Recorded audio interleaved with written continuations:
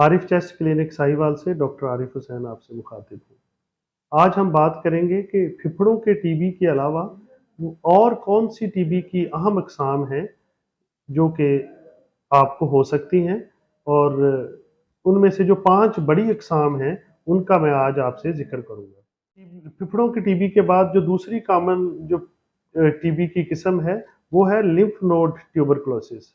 ये आपकी गर्दन के गिर्द या आपके आर्मपिट्स में गिल्टियाँ बन जाती हैं। इनको टीबी की गिल्टियाँ भी कहते हैं। तो ये गिल्टियों वाली है लिम्फ नोड ट्यूबरकुलोसिस।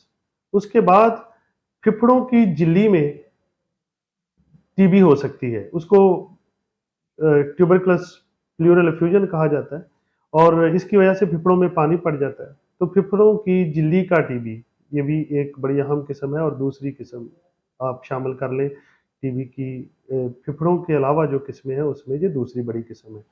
जो तीसरी है वो है एब्डोमिनल टीबी। पेट में पानी पड़ सकता है इसमें और अंतड़ियों की सोजश हो जा सकती है, इसकी वजह टीबी होता है।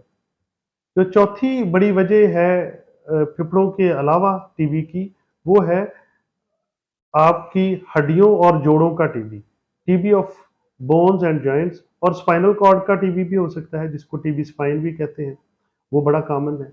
इसके बाद एक टीबी की वो किस्म है जो कि सारे जिस्म, जिसको मिलरी टीबी कहते हैं या डिसेमिनेटेड टीबी कहते हैं, उसमें टीबी आप खून के ज़रिए जिस्म के पूरे किसी भी हिस्से में जा सकता है, और वो बड़ी अग्रेसिव किस्म का टीबी होता है और उसको बड़ी जल्दी तशख़ीस करके उसका इलाज शुरू करना चाहिए।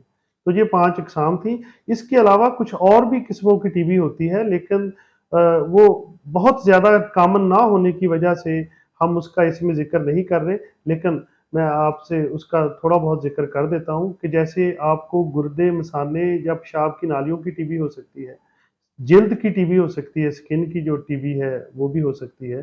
तो इसी तरह की आँखों की टीबी भी हो सकती है, आँखों में भी टीबी हो जाता है। तो टीबी आपके जिस्म के किसी भी हिस्से को मुतासर कर सकता है।